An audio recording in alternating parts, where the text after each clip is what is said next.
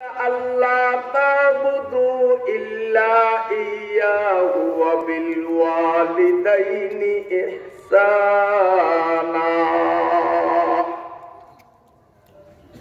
আল্লাহ রাব্বুল আলামিন গোটা দুনিয়ার ইমানদার মেয়ে লোক, পুরুষ লোক, শিক্ষিত, মূর্খ, ধনী, গরিব, আলেম, পাবলিক, মাস্টার, ছাত্র, সমস্ত ইমানদার গুলোকে লক্ষ্য করে আল্লাহ বলেন, হে আমার বান্দা বান্দীরা, যদি তোমরা সুখরাজ্য জান্নাতের অধিকারী হতে চাও, আমি আল্লাহ তোমাদের উপরে দুটি শর্ত আরোপ করে দিলাম।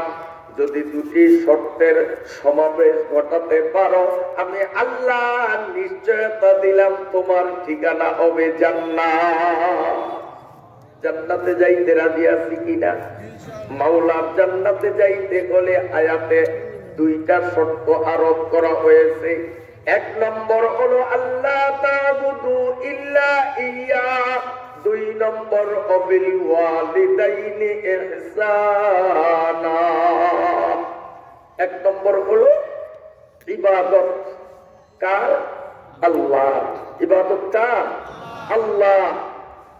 দুই নম্বর খিদমত মা আর বাবা। এক নম্বরে ইবাদত, দুই নম্বরে খিদমত, বিনিময় হবে জান্নাত। দুইটা যদি হয় তাইলেই জান্নাত। একটা আছে আরেকটা নাই, তার কপালে জান্নাত নাই। আমাদের সমাজে এমনও কিছু লোক দেখা যায়, ইবাদতে বড় পটু, 5 বার 7 বার হজ করলো, নামাজ পড়তে পড়তে কপালে দাগ পরাইয়া দিল, কিন্তু মা বাবার কোনো খবর নেয় না। আসেনি? কথা কোন আসেনি? ও বন্ধু, তোমার ইবাদত আছে, খিদমত নাই। এই লাইটে আলো দিতে হলে নেগেটিভ এন্ড পজিটিভ দুইটা তার লাগে। পজিটিভ তার যদি পাইপের মতো মোটাও দেই, নেগেটিভ যদি না দেই, বলেন সবাতি কি জ্বলবে? কত মোটা তার, যত উন্নত মানের তার, কিন্তু একটা দিলাম পজিটিভ, দিলাম নেগেটিভ মোটেই দিলাম না, বাতি জ্বলবে না।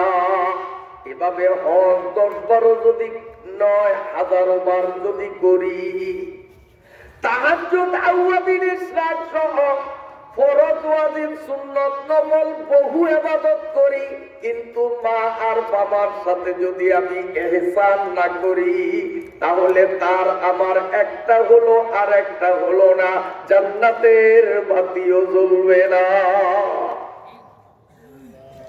আবার এমনও কিছু মানুষ দেখা যায়, মা বাবার জন্য খিদমত করতে এক পায়ে দাঁড়ানো। মা যদি বলে, বাবা অনেকদিন হইল আঙ্গুর খাই না, মনে চায় আঙ্গুর খাইতে, 250 গ্রাম আঙ্গুর আইনো।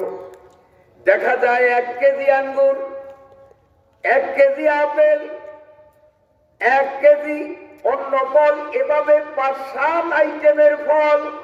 মা যদি বলে, বাবা আমারে একটা ব্লাউজ কিনা দাও, দেখা যায় ছায়া আনলো, ব্লাউজ আনলো, শাড়িও আনলো, মা চাইলো সামান্য, দিল অনেক বেশি। এমন মায়ের পাগল আসেনি সমাজে?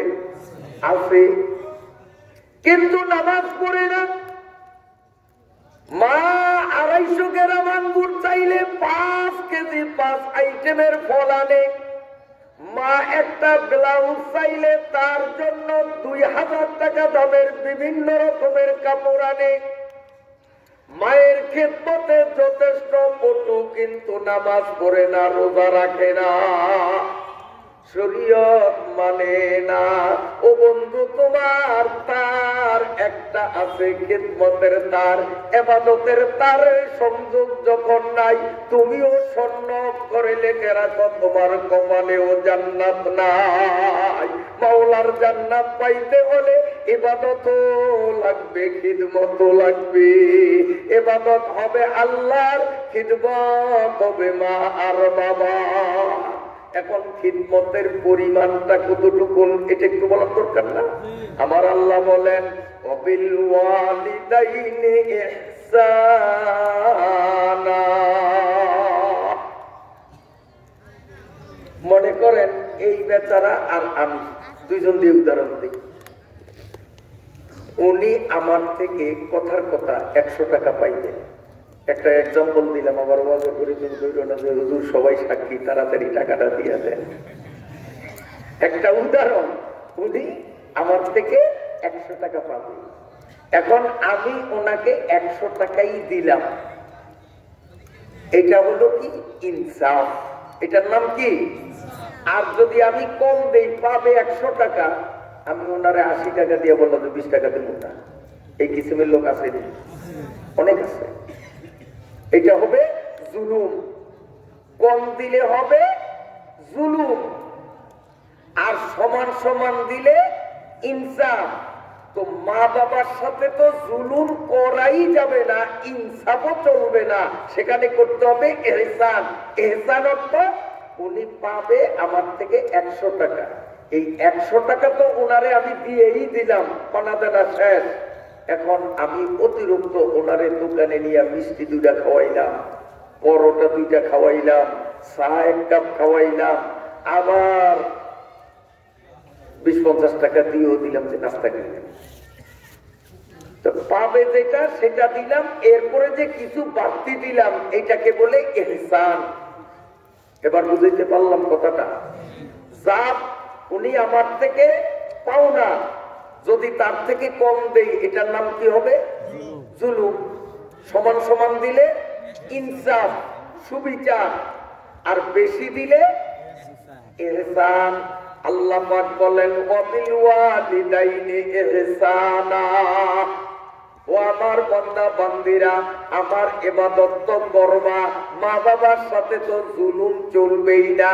ইহসান করলেও জান্নাতের আশা করতে, এভাবে ইনসাফ করলেও জান্নাতের আশা করতে পারো না। ইনসাফ নয়, জান্নাত যদি পাইতে চাও মা বাবার সাথে ইহসান করতে হবে। তোমার থেকে মা বাবা যতটুকু খিদমত দাবি করে, তার থেকে বেশি পরিমাণে তোমাকে করা লাগবে। শীতের দিন বাবা খালি পায়ে হাঁটিয়া ফজরে এশারে মসজিদে যায়, পোলার কাছে শুধু দাবি করলো বাবা আমারে 1 জোড়া প্লাস্টিকের কম দামা জুতা কিনিয়া দাও। এখন পোলা যদি কম দামা প্লাস্টিকের 1 জোড়া জুতা কিনিয়া দেয়, এটা হবে ইনসাফ। জুতা কিনিয়াই দিল না, এটা হবে জুলুম। বাবাই যেই মানের জুতা চাইলো ওই মানের জুতা দিল, এটা হবে ইনসাফ। কিন্তু বাবা প্লাস্টিকের জুতা চাইছে, ওই পোলা শু কিনছে, যেহেতু বাবা মসজিদে যাবে, 1500 টাকা দামের চামের জুতার শু কিনা বাবারে দিল, এটা হবে ইহসান। আমার আল্লাহ বলেন ওয়াবিল ওয়ালিদাইনি ইহসানা। জান্নাতের আশা করতে হলে বাবা তোমার থেকে যতটুকু হক দাবি করবে, তার থেকে তোমাকে বেশি পরিমাণে করা লাগবে। মা আর বাবা কত বড় গুরুত্বপূর্ণ। এখন মুরব্বীদের মনে একটা প্রশ্ন তোলপাড় করতে পারে, হুজুর মা বাবার ওয়াজ করবেন, এতে যুবক শ্রেণী যারা তারা উপকৃত হবে, আমরা বুড়িয়ারা এই ওয়াজ দ্বারা কি করব? আমাদের তো মা আর বাবা নাই, কার সাথে আমরা ইহসান করব? অতএব আমাদের ছুটি দেন, বাড়ি যায় ঘুমাই। কি বুড়িয়ারা ছুটি চাইবেন? যে আমগো তো বাপ নাই, আমগো মা নাই, যাগো মা আর বাপ আছে তারা থাকুক, কাম করে ছুটি দেন। কি আপনাকে মা বাপ নাই? এই বুড়া মায়ারা কথা কর না কে? কে কইছে মা বাবা নাই? কে বলছে মা বাবা নাই? জুয়ানেরও মা আর বাবা আছে, এই টুন্ডুল বুড়াগুলোরও মা আর বাবা আছে, তবে জায়গা বেশ কম। এইরকম যুবকদের মা আর বাবা আল্লাহর ফজলে এখনো দুনিয়ার উপরে, মাটির উপরে আছে। আর বুড়িয়া যারা, তাদের মা আর বাবা আছে, নইলে এরা দুনিয়ায় কেমনে আসলো? এদের মা বাবা 3.5 হাত মাটির তলে। মা বাবা জমিনের উপরে থাকলেও তার সাথে স্নান করা লাগবে। মা বাবা যদি 3.5 হাত মাটির তলে থাকে, ওই মা বাবার সাথেও এহসান করা লাগবে। জমিনের উপরে থাকলে এহসানের প্রক্রিয়া রকমটা হলো একরকম, আর কবরে যদি মা বাবা থাকে এহসান করার পদ্ধতিটা হবে ভিন্ন রকম। এবার বুড়িয়ারা বলেন, ওয়াজ আপনাদের থাকা লাগবে কিনা? যারা মনে করে যে আদমের যেমন মা নাই বাপ নাই, আমারও মা আর বাপ নাই, কাজী আপনাকে ছুটি দেব। আর যারা মনে করেন যে না আমার মা বাবা আছে, উপরে নাই তলে আছে, তারাও আছে, থাকা লাগবে। কথা বুঝাইতে পারি নাই? হাজেররা নুস, গায়েবরা ফরাবুস। যেহেতু এই ধরনের যুবকদের মা বাবা দুনিয়াতে মাটির উপরে আছে, এজন্য অবওয়াজটা আগে হোক। আর মুরব্বীগো মা বাবা যেহেতু একটু দূরে, তাদের ওয়াজটাও আমি একটু দূরে নিব, একটু পরে বলবো, ঠিক আছে না? আল্লাহ, বিরক্ত হননি আপনারা? কথা বলবো, ওয়াজ দুইটাই বলবো। তবে যেহেতু এদের মা বাবা নগদ সামনে আছে, অতএব এদের ওয়াজটাও হবে নগদ। আর আপনারা মুরব্বী যারা, আপনাদের মা বাবা যেহেতু একটু দূরে, ধারে নাই, বাড়িতে গেলে পাবেন না কবরে, কাজে তাদেরটাও হবে পরে, লাস্ট করবে। ওয়াজ দুইটাই হবে ইনশাআল্লাহ।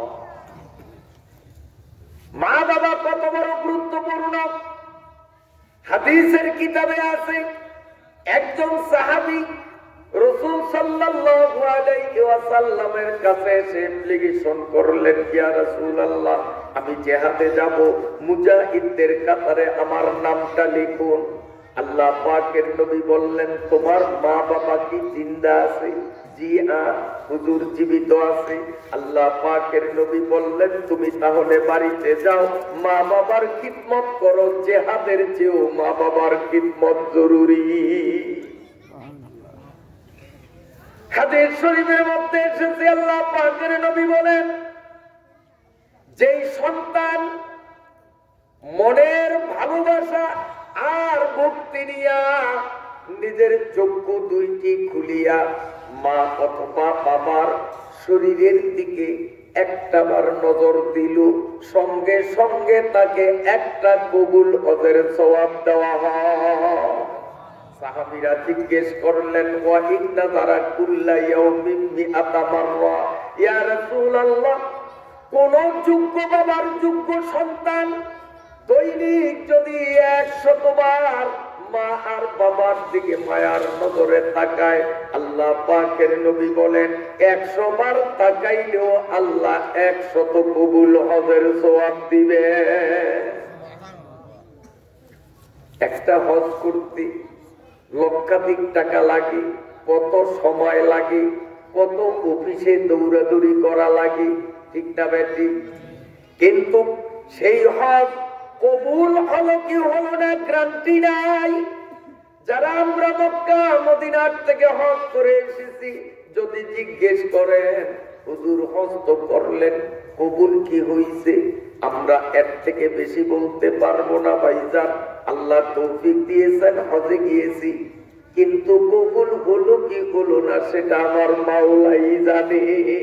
না বলতে পারবো আমার হজ কবুল হইছে, কোনটা না হলো, কথা কয় না পারবো। কিন্তু কবুল হজ গ্যারান্টি আছে। দুইটা কাজ যদি আমরা করতে পারি, একটা পয়সাও খরচ হবে না, বিনা পয়সায়, বিনা পরিশ্রমে, বিনা সময় ব্যয়ে সস্তা দুইটা হজ পাবো, এবং দুইটা হজ কবুল হজ বলে নবী গ্যারান্টি দিয়েছে। একটা হলো মা বাবার চেহারার দিকে নজর করলেই হজের সওয়াব, আর একটা হলো ফরজ নামাজ 5 বেলা যখন আমরা পড়ব, ওযু ছাড়া নামাজ হয় না। এই ওযুটা যদি নিজের স্থান থেকে করে ওযু সহকারে মসজিদের দিকে যায়, যেমন সাইক্লিং সেন্টার, এই বাজারের দোকানদাররা ওই কাবিল আওলাদার বাড়ির জামে মসজিদে নামাজ পড়েন সাধারণত, কি বলেন ঠিক কিনা? ওখানে মসজিদের ওযুখানা আছে, ওযুর ঘাটলা আছে। এই বাজার থেকে যদি বিনা ওযুতে যান, ওই মসজিদের ওযুখানায় গিয়ে ওযু করেন, ওযু পাবেন, নামাজও পাবেন, আর কিচ্ছু পাবেন না। আর যদি ঝকবইরা দোকানের পাশে রাস্তার কিনারে বসে এখানে ওযুটা করেন, এরপরে ওযুর আলোতে মসজিদে যান। যারা বাড়ির থেকে আসেন, নিজের বাড়ির থেকে ওযু করিয়া যদি মসজিদের দিকে যান, আল্লাহ রাব্বুল আলামিন একটা কবুল হজের সওয়াব দিবে। গ্যারান্টিযুক্ত কথা, কবুল হয়, কোনো সন্দেহ না। তাহলে এখান থেকে ওযু করিয়া, বাজারওয়ালা বাজার থেকে, বাড়িওয়ালা বাড়ি থেকে, স্কুলওয়ালা স্কুল থেকে ওযু করিয়া মসজিদের দিকে যখন রওনা দেবেন, আল্লাহ রাব্বুল আলামিন ফেরেশতাদেরকে বলেন, ও ফেরেশতারা, দেখ আমার অমুক বান্দা তার স্থান থেকে ওযু করিয়া মসজিদের দিকে রওনা দিল। আমি আল্লাহ তার খাতায় লিখলাম সে যেন ইহরামের কাপড় পরিয়া নবীপুর থেকে মক্কার উদ্দেশ্যে রওনা দিল। নামাজ শেষ করিয়া আল্লাহুম্মা ইন্নী আসআলুকা মিন ফাদলিক বলতে বলতে বাম পাওটা যখন মসজিদ থেকে বের করবেন, আল্লাহ ফেরেশতাদের বলবেন, ও ফেরেশতারা, আমার বান্দা চোখে দেখতেছে সে সাইক্লিং সেন্টারের দোকান বন্ধ করিয়া কাবিল আওলাদার মসজিদে আসছে। এখন মসজিদ থেকে সে আবার বাজারে যায়। আমি আল্লাহ তার খাতায় লিখলাম সে যেন মক্কা মদিনার থেকে হজ করিয়া আমি আল্লাহর কাছে হজটারে কবুল ঘোষণা করাইয়া এবার যেন কাবিল আওলাদার মসজিদ থেকে সেন্টারে রওনা দিল। সুবহানাল্লাহ, সুবহানাল্লাহ। কাজী ওযু যার যার স্থান থেকে করলেও একটা কবুল হজের সওয়াব। যাদের মা বাবা জীবিত আছে, মুহাব্বতের নজরে মা বাবার দিকে যতবার তাকাবে প্রতিবার একটা করে কবুল হজের সওয়াব। হাদিস শরীফের মধ্যে এসেছে মা আর বাবা কত বড় গুরুত্বপূর্ণ। সন্তানের ব্যবহারে মা বাবার মন যদি খুশি হয় এটাই দোয়া। সন্তানের ব্যবহারে মা বাবার মনে যদি আঘাত লাগে এটাই বদদোয়া। হাত উঠাইয়া দোয়া বদদোয়া করা লাগে না, অটোমেটিক মালিকের দরবারে কবুল হইয়া যায়। কে মজলুমা কে হাঙ্গামে দোয়া করতাম ইজাবত আজ দরে আখবার ইস্তেকবাল মি আয়াত। মা আর বাবা সন্তানের ব্যবহারে যদি মনে কষ্ট পায় হাত উঠাইয়া বদদোয়া দেয়া লাগে না, অটোমেটিক আল্লাহর দরবারে বদদোয়া কবুল হইয়া যায়। সবাই বলি নাউযুবিল্লাহ। আল্লাহ পাকের নবী সাহাবীদের সামনে এই মর্মে বয়ান করতে গিয়ে জিজ্ঞাসা করলেন, ও আমার সাহাবীরা, বনি ইসরাইলের একটা সত্য ঘটনা তোমাদের শোনাবো কি? সাহাবারা বললেন, হুজুর শুনান, আমরা শুনতে ইচ্ছুক। আল্লাহ পাকের নবী বললেন, তাহলে শোনো। বনি ইসরাইলের মধ্যে একজন বুজুর্গ ব্যক্তি ছিলেন, বড় পীর সাহেব, বড় আলেম, নাম ছিল তার জুরাইস। কি নাম? মনে রাখবেন, জুরাইস, এটা আনুখা নাম। জুরাইস বনি ইসরাইলদের একজন বড় পীর, বড় আলেম, বড় বুজুর্গ, বড় আবিদ। আল্লাহ পাকের নবী বলেন, এই জুরাইস দরজা জানালা বন্ধ করিয়া দিনের বেলায় নিজের ঘরের মধ্যে দাঁড়াইয়া নামাজ পড়তেছিল, নফল নামাজ পড়তেছিল। জুরাইসের মা দরজা ঠক ঠক করিয়া ডাকলো, বাবা জুরাইস, একটু দরজা খোলো, কথা শোনো। জুরাইস চিন্তা করলেন, আমি মালিকের নামাজ আদায় করি, মা আমাকে ডাকে, আমি একটু ছোট্ট সূরা দিয়া নামাজটা তাড়াহুড়া করিয়া শেষ করি, তারপরে আমি মায়ের কথা শুনবো। মায়ের কথা শুনবো না এমন নয়, শুনবো 2-4 মিনিট পরে হলেও তো সমস্যা নাই। মনে মনে এই খেয়াল করিয়া নামাজ ছাড়লেন না।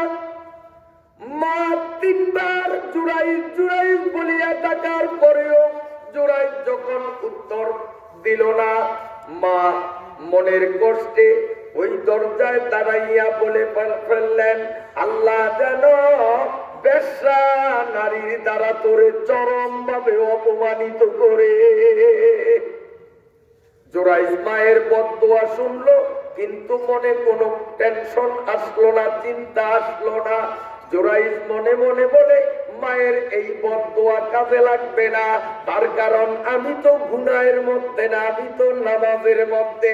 মায়ের কথা যে শুনবো না এমন নিয়ত তো নাই, 2-4 মিনিট পরেই তো শুনবো। অতএব অযথা মা আমাকে বদদোয়া দিয়েছেন, এতে সমস্যা না। মা চলিয়া গেলেন। এদিকে ওই এলাকার অবিবাহিতা একটা মেয়ের গর্ভে সন্তান এসে গেছে। এ নিয়ে সমাজে যখন কানাঘুষা চলতেছিল, বাদানুবাদ চলতেছিল, ওর স্বামী নাই, এখনো বিয়ে হলো না, ওর গর্ভ সঞ্চার কি করে হলো, এ নিয়ে যখন সমাজে সব জায়গায় সমালোচনার ঝড় উঠলো, ওই এলাকার এক নেতা, আলেম বিদ্বেষী প্রভাবশালী এক নেতা দৌড়াইয়া মেয়েটার কাছে গেল, যাইয়া বলল, বোন রে, যদি তুমি আমার কথা মানো তাহলে তোমাকে আমি 10,000 টাকা দিব, যদি কথাটা পূরণ করো পরে আরো 10,000 টাকা আমি তোমাকে দেব। ওই মেয়েটা বলল, স্যার কি বলবেন বলেন। ওই আলেম বিদ্বেষী নেতায় বলছে, তুমি কোর্টে হাকিমের সামনে শুধু বলতে হবে জোরাইজ হুজুরের কাছে পানি পড়ার জন্য গিয়েছিলাম, জোরাইজ হুজুর আমারে হাত ধইরা তার ঘরের পিছনে নিয়ে গেছেন, বাগানের ভিতরে ডালিম গাছ তলে আমার সাথে অঘটন ঘটাইছে, এই জোরাইজ হুজুরের অবৈধ মিলনের কারণে আমার পেটে সন্তান। এই মার্কা লোক, ওই জালিম মার্কা লোক এখনো আমাদের সমাজে আছে কি নাই কথা বলেন। আলেম বিদ্বেষী, আলেম ওলামাদের কথা শুনলেই যাদের চোখ টনটনায়, আছে না নাই? নিজের জন্মের পোস্ট অফিস নাই, অথচ হক্কানি আলেম ওলামাদের সমালোচনার কুড়ি কিনারা নাই। ওর জন্মের মধ্যেই হয়তো ভেজা। হক্কানি আলেম ওলামাদেরকে নিয়ে মুখ খুললে একটু সাবধান হয়ে বলতে হবে। আমার ভাইরা বাবাজিরা ভালো করে শোনেন, ওই মেয়েটা নগদ 10,000 পাবে যদি হাকিমের কাছে কথাটা বলতে পারে, আরো 10,000 পাবে। মেয়েটা বলল, স্যার এমন একটা মিথ্যা কথা বলবো, জোরাইজ হুজুরের সাথে আমার জীবনে দেখা হয় নাই। কয় দেখা হওয়ার দরকার নাই, জোরাইজ হুজুরের নামে যদি কোর্টে তুমি মামলা দিয়া ওনাকে অপমান করতে পারো, 20,000 টাকার মালিক হবা। ওই জালেমের ঘরের জালিম না ফুরমান মেয়েটা টাকার লোভে পড়িয়া একজন বুজুর্গ আলেমের মান সম্মান তার কাছে কিচ্ছু হলো না। সে চিন্তা করলো, হুজুরের মান সম্মান যায় যাক, আমার তো টাকা হইল। আমাদের বর্তমান সমাজও এমন কিছু লোক আছে, ওই নেতাদের কথা মানিয়া বেয়াক্কেলার কুলাঙ্গারের খাতায় নাম দিয়া নেতাদের নির্দেশে হক্কানি আলেম ওলামাদের সাথে বেয়াদবি মূলক কথা বলে আছে কিনা? দেননি অবাস্তব কথা বলি না। কোন দিক যাব? দিনের বেলায় পুটুস পুটুস করে গুলি করে পিস্তল মারে। আমি নিজেই একবার অনেক আগে তখন জোয়ান ছিলাম, সাইকেল চালাইতাম, তখন আমার গাড়ি ছিল না। আমি কালীনাথ রায়ের বাজার গেছিলাম এক কাজে, দুই গ্রুপের মাঝখানে পড়ছি। দোনো গ্রুপের ওই যে কালা পলিথিনের মধ্যে গুলগুলার মতো কি জানি কয় দিনের দেখেন, আমরা এটার নামও জানি না। এরপরে আমরা বলে জঙ্গিবাদী, আমরা বলে সন্ত্রাসী, আমরা জঙ্গিবাদী। হায় হায়, ওরা দুই দলে মারতেছিল। সাইকেল যায় যাও, কাকে জীবন বাঁচান দরকার, এক বাসার মধ্যে ঢুকিয়ে গেছি সাইকেল পালিয়ে দিয়া। আল্লাহ মূর্তি গন্ডগোল থামার পরে আইসা দেখি আমার সাইকেল ইনশাল্লাহ সমস্যা হয় না। বাংলা স্কুলে এখানে একবার পড়ছিলাম, তাও অনেক আগে। জীবন বাঁচে কি মরে এমন একটা অবস্থা, ডাইরেক্ট গুলি করতেছে, ডাইরেক্ট গুলি। গুলি কিনারা না পাইয়া জীবন বাঁচাবার জন্য ৮-১০ জন আমরা কাবিল মসজিদে গেলাম আশ্রয়ের জন্য। কিন্তু তখনও কলিজা দুপুর দুপুর করে কে জানে গুলি আইসা মসজিদে আমাদের গায়ে লাগে কিনা। সেই মেয়ারা নাকি দুধের দোয়া। আর যে সমস্ত আলেম ওলামা বোমা কারে পাই জীবনে চিনেও না। পিস্তল পিস্তল শুধু নাম শুনছে, পিস্তলে কোনোদিন হাত দিয়াও দেখলো না। সেই হুজুররা নাকি জঙ্গিবাদী, আর ওই কুলাঙ্গার যারা পিস্তল আর বোমাবাজি করে ওরা নাকি দুধের দোয়া। এগুলো সব ওই হারামজাদা নেতার প্রবৃত্তা, ঠিক না? ঠিক।